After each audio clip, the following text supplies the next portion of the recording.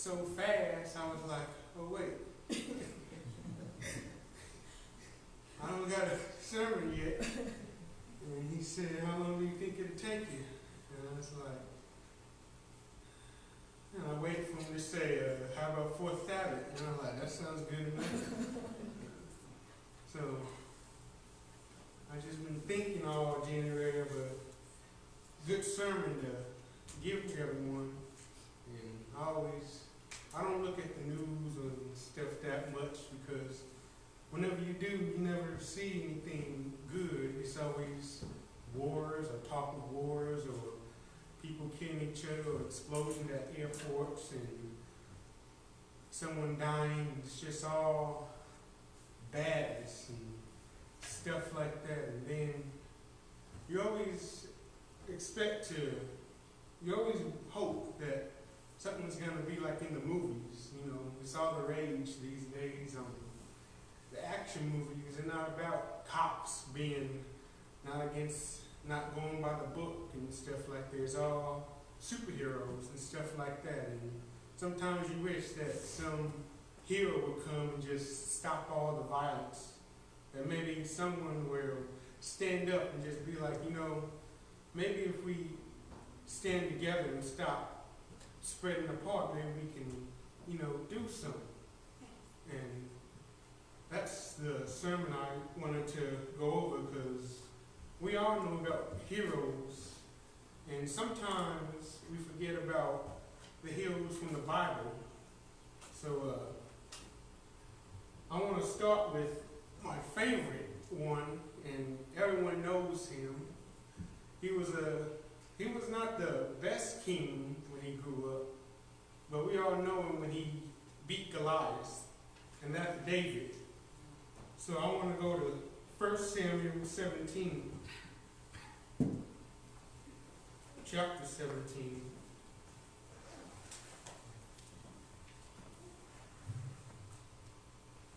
I'm going to read about David.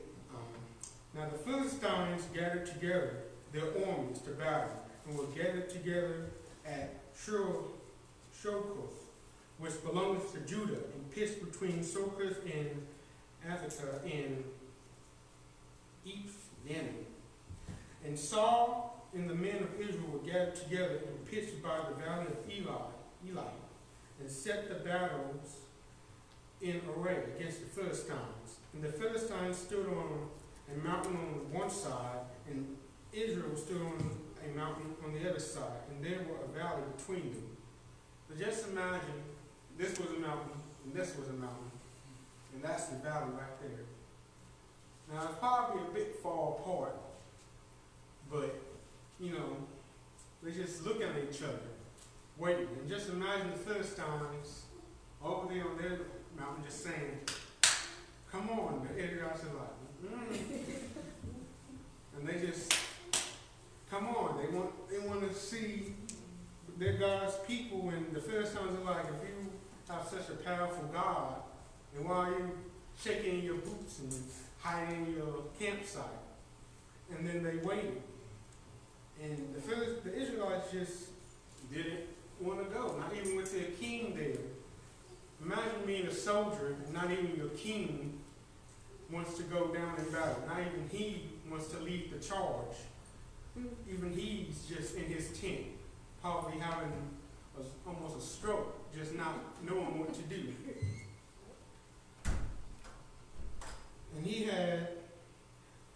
And there went out a champion out of the camp of the Philistines, named Goliath of Gath, whose height was 6 cubits in a span. And he had a helmet of brass upon his head. And he was armed with a coat of mail, and the weight of the coat was 5,000 shekels of brass. He had greaves of brass upon his legs, and a target of brass between his shoulders. And the staff of his spear was like a weaver's beam, and the spear's head weighed 600 shekels of iron, and one bearing a shield went before him. And he stood out and cried unto the armies of Israel, and said unto them, Why are ye come out to set your your battle in array. I am not a Philistine, and yet ye servants to Saul, choose you a man for you and let him come down to me. If he be able to fight with me and to kill me, then will we be your servants. But if I prevail against him and kill him, then shall ye be our servants and serve us. And the Philistines said, I defy the armies of Israel this day. Give me a man, and we may fight together. When Saul and all Israel heard these words of the Philistine, they were dismayed and greatly afraid. Now David was the son of that I'm just gonna call him Bethlehem, Judah, whose name was Jesse. And he had 8 sons, and the man went among men for an old man in the days of Saul. Now you got all these soldiers. Imagine all the soldiers of Israel, or Marines. Now we all know, you see the commercials, Marines are the hardest. They're the toughest. They know how to shoot a fly off a horse. They know how to, they go where they need to go. They do what they need to do. They follow orders. Now imagine there's a giant, probably 16 feet tall, I say. He's wearing not brass, but steel armor. And instead of a handgun, he's just carrying a giant tank as his weapon. And all the Marines are like, But then one boy from Texas or Oklahoma says, you know something? I think I can do it. I think I can, because not on his own, of course. David didn't do it on his own, did he? No. No, God gave him the strength, gave him the courage to do what all the soldiers who probably trained days and who probably had more money in their pocket than that boy ever saw. And their armor probably weighed more. Their armor did weigh more than him. Some of it did, because he couldn't even wear Saul's armor. And he went out there with nothing but a rock and a slingshot. And in some instances they say he even had a staff, but he threw that staff down and he only had a rock and a slingshot. He went out there, he stood, he looked up at Goliath. Goliath said his little words like, who is this boy, or who is this little man, and why did I send a child to come fight me? And David didn't cower, he didn't scream, he didn't yell for help, he didn't say, oh king, come help me.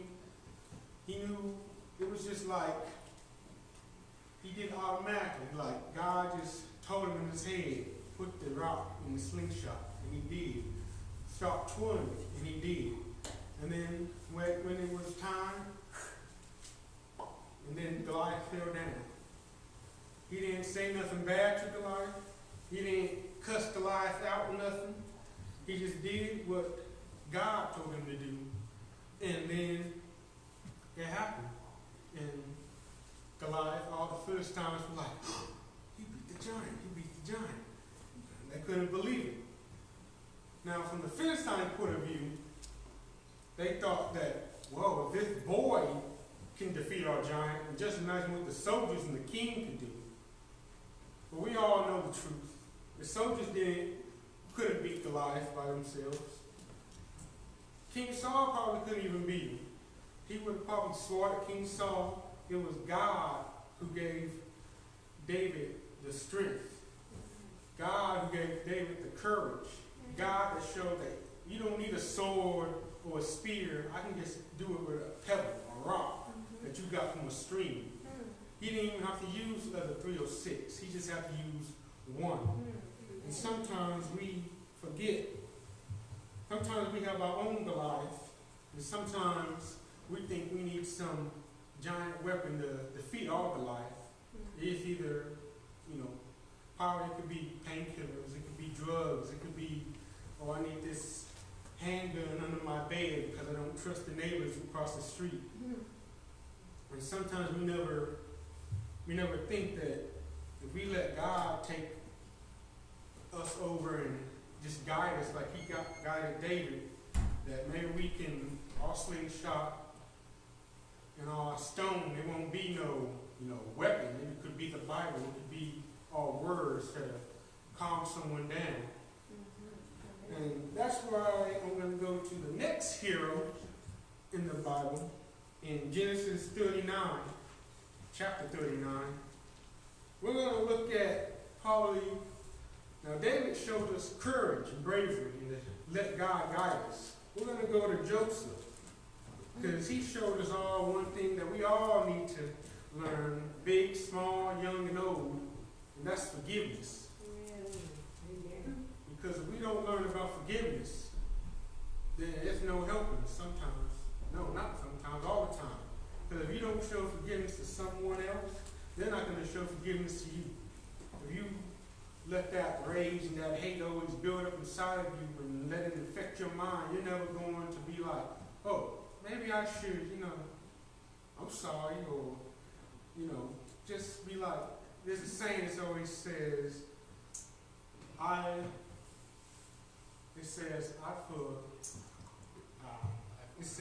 forget.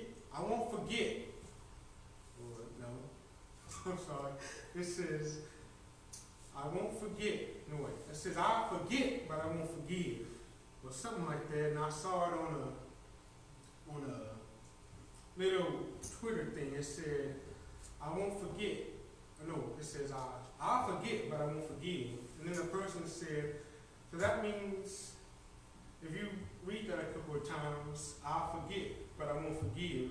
What do you think that means?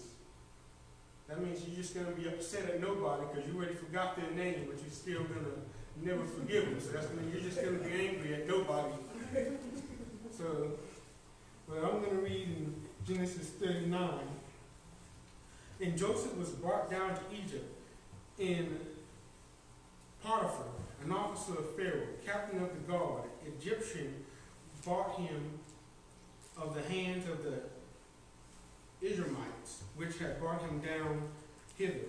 And the Lord was with Joseph, and he was a prosperous man. He was in the house of his master, the Egyptian. And his master saw that the Lord was with him, and that the Lord made all that he did to prosper in his hand. And Joseph found grace in his sight. And he served him, and he made him overseer over his house, and all that he had put into his hand. And it came to pass from the time that he had made him overseer in his house, and over all that he had, that the Lord blessed the Egyptian's house for Joseph's sake. And the blessing of the Lord was upon all that he had in the house and in the field. So imagine you're Joseph. Your father gives you a coat of many colors, and you think you're fly. Lots of kids don't have coats of many colors. They have Gucci or something like that, and they think they're so fly, and they go to school and stuff like that, and then they spill some grape juice on their coat, and they're like, oh no. And then look, it's ruined. Because you go into school, you just flick your coat and be like, yeah, this cost my mom $300. And that's the key word, isn't it? Your mom, your dad. It didn't cost you $300. It cost them $300. And you go in there and just like flashing around, saying, look at me. Joseph did that kind of, and his brothers got jealous. And that's what kids at school get. If you go around and show them what you got and rub it in their face, and you think it's going to make them be like, whoa, you're awesome. But some kids ain't going to be like that. They're going to see you, and you're going to be the target. But people never really realized that if God didn't know that Joseph was going to be a forgiving person, he wouldn't have blessed Joseph when he went to Potiphar. Joseph would have just been an ordinary, regular old slave. But God allowed his grace and his wisdom to be seen through Joseph. And Potiphar said, you're not no regular Israelite. You're not no regular slave. You're different. And sometimes we got to be that way too. We go into a store, go to a party, go to somewhere, people will always see us either sit down, and what do we always do before we eat? We say grace, and we thank God. And some people can see other people just dig in and stuff their face and start drinking their drink, or get their martini, and they see us, and we're praying. We're thanking God that, for the money so we can pay for the food and for letting us all be around that table together and enjoy the food. And people will always see those people are different. Those are not our regular customers. And we always forget that it might be simple to us, like saying grace or saying yes sir, yes ma'am, or something like that, but to other people that's of the word, that's a big spotlight on us. And we never seem to, realize that until either we say something bad and they're like, oh, they're just like everyone else. Or they see us act up and they're like, oh, they're just like my aunt, they're just like my uncle, they're just like here or that. But no, they always be like, those people are different. They're not like the Baptists on Sunday who jump up and start dancing in church, and they're not like the Catholics who just stand and silently sway side to side when singing a hymn. They're Seventh-day Adventists, and they're a lot different and it's like they know who God is, and we know what the day we're supposed to worship it is. And that's a really big, thing, and we should all be proud about that, because that makes us not the most special children, but that should make you feel like you're the most special, because we know something that other people don't, but we have to share it so they can also be a special child in God's eyes. But I'm going to continue I'm still in Genesis 9, but now I'm on verse 7. I'm going to read, and it came to pass after these things that his master's wife cast her eyes upon Joseph, and she said, lie with me. We all know what that means, so I'm just going to keep going ahead. But he refused and said unto his master's wife, behold, my master wotteth not what is with me in the house, and he cometh committed all that he has to my hand. There was none greater in this house than I, neither hath he kept back anything me but thee, because thou art his wife. How can I do this great wickedness and sin against God? And it came to pass that she spake to Joseph day by day, that he hearkened not unto her to lie by her or to be with her. And it came to pass about this time that Joseph went into the house to do his business.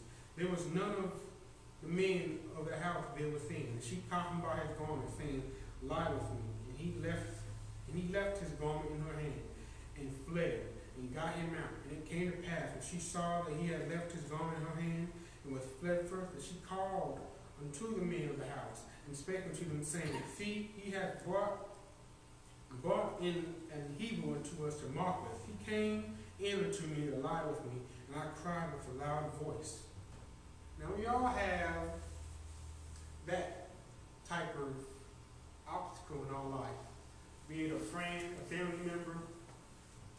It's always that one person that tries to yank us over to the other side. They can be like, well, if you come with me this day, they'd be like, oh, don't go to church. Come with me. We're going to have a party. It's going to be from the afternoon all the way to midnight. Or they're going to be like, oh, you don't drink? Yes, take some of it. Just take like strawberry. Has just a little bit of alcohol in it. It ain't going to make you tipsy. You can still drive home. Or they're going to try have you do some drugs. Be like, oh, you don't want no coke? I mean, I'm not talking about the sodas, lines, and they're going to try to make you come over to their side. It's going to be tests. Joseph was tested right there and then, and he kept saying no, no, no. And when he didn't give in, she lied to protect herself, but to punish Joseph. And that also happens, because sometimes you can have a friend who's in trouble, and instead of going that way, they come to you with whatever evidence or item they stole or got, and then when the cop or whoever sees you with it, then you get blamed. Your friend might say something like, oh man, I just came back because it was his, and he wanted me to get it. And then not only does your friend get punished, but you get punished. Because we know that Potiphar's wife, Joseph wasn't the first or last person that she tried to lie with. Potiphar knew what his wife was, but I guess in houses like that, when you have a certain status, you can't just throw your wife out. You have to deal with it.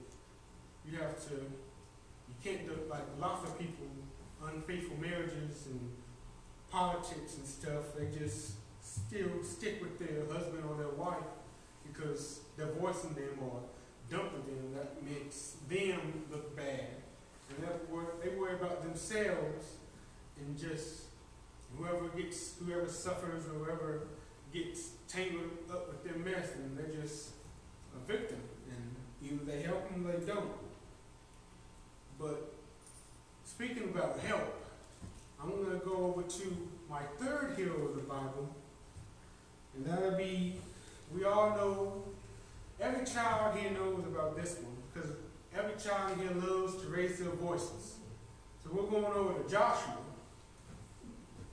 and he is found in, I didn't write it down. No, wait. I wrote it down. King James, wait, no. Wait, did I write it down? Hold up. Well, here we go. Joshua 6, there we go. Chapter 6. Almost lost it. Joshua 6, chapter 6, I'm going to start at verse 1. Now, Jericho was straightly shut up because of the children of Israel. None went out, and none came in.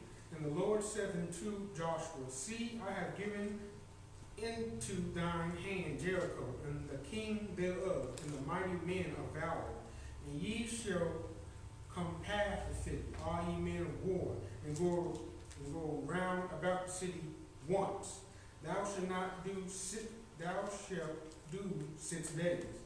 And 7 priests shall bear upon the ark 7 trumpets of ram's horns. And the 7th day ye shall compass the city 7 times, and the priests shall blow with the trumpets. And all shall come to pass, that when they make a long blast with the ram's horn, and when ye hear the sound of the trumpet, all the people shall shout with a great shout, and the wall of the city shall fall down flat.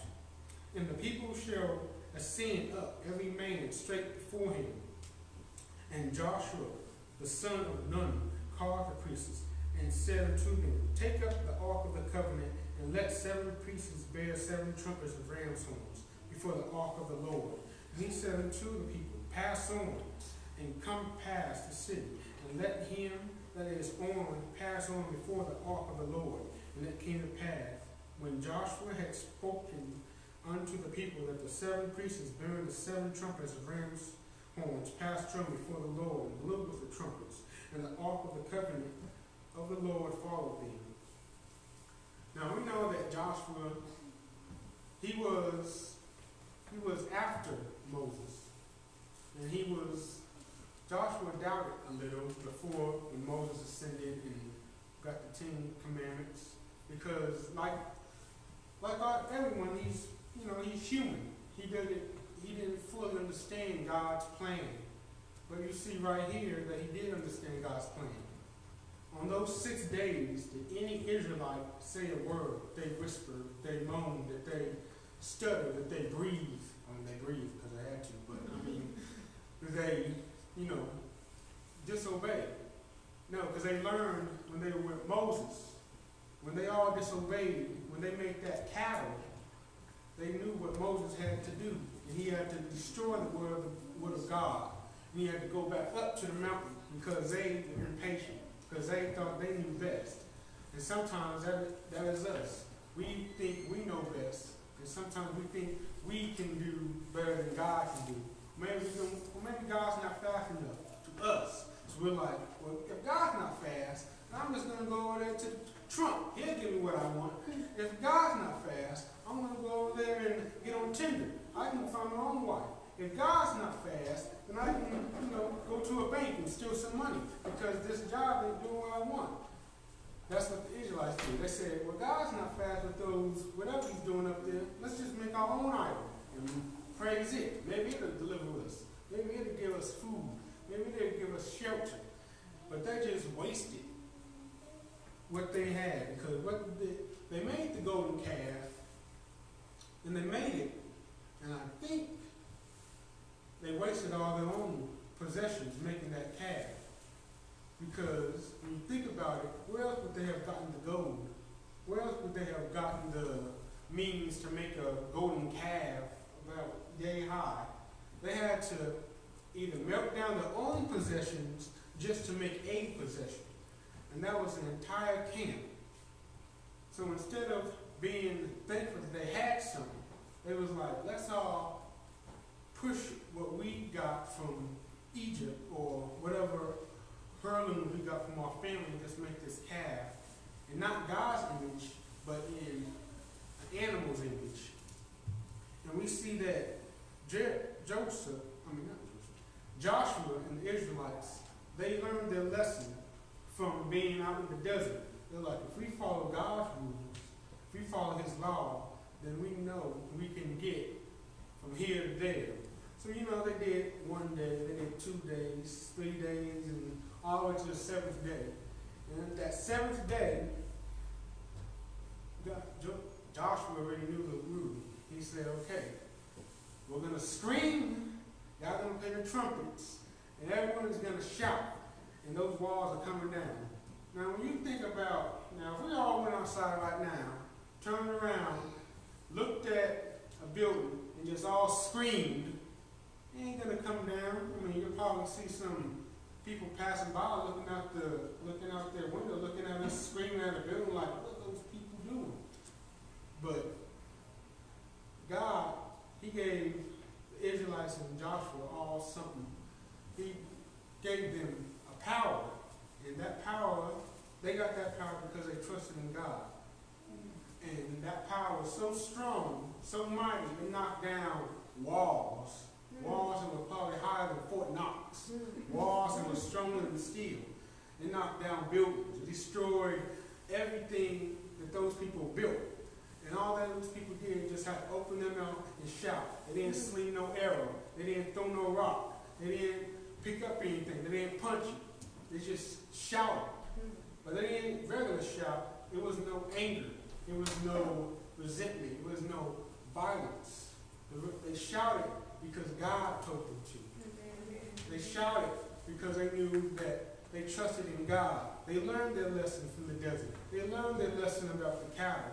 And they learned that you have to trust in God 100%, 110%.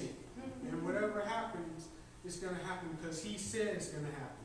Because he wrote it down with his own finger in the book. And, it came down.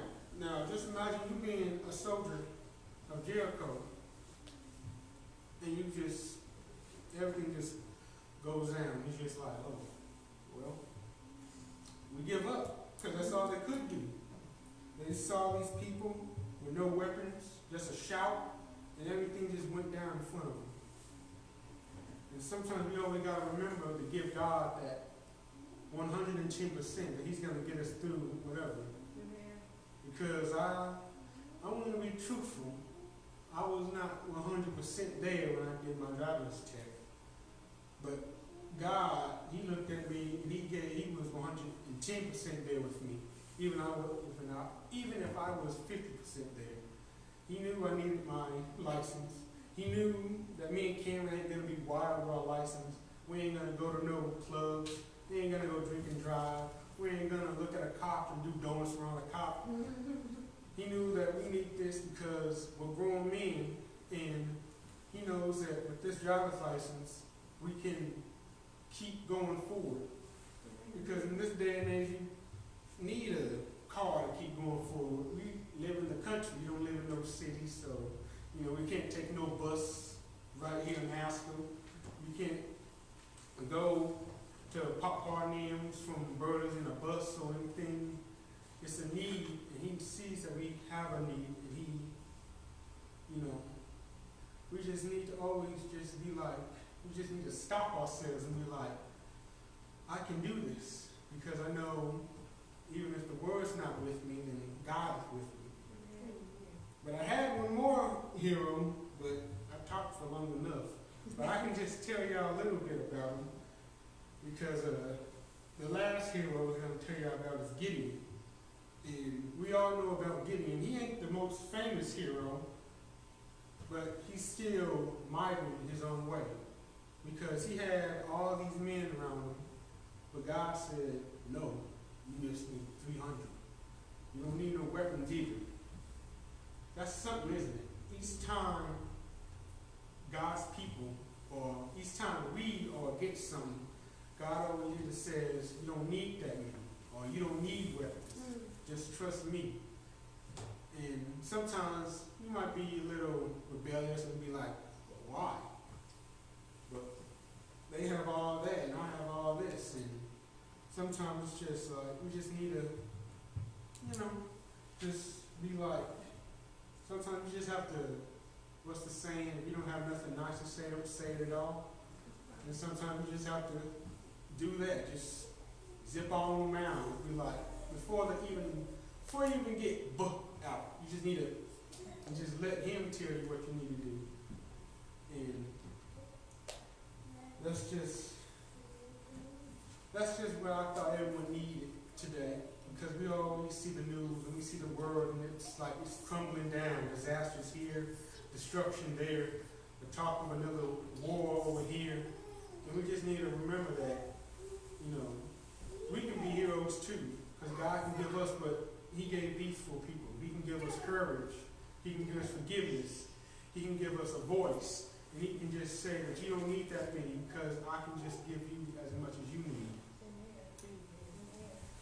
But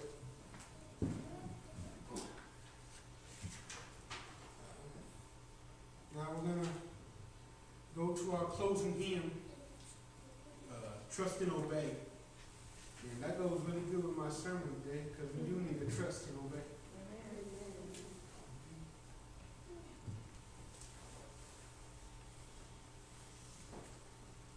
You got the words up there?